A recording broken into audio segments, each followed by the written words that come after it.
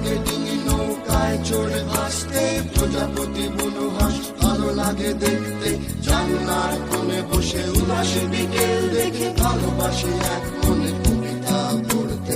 তবুও কিছুই যেন ভালো যে লাগে না কেন, উদাসী পথের মাঝে ঘুম করে থাকে যেন, কোথায় রয়েছে ভাবি লুকিয়ে বিষাদ তবুও। যখন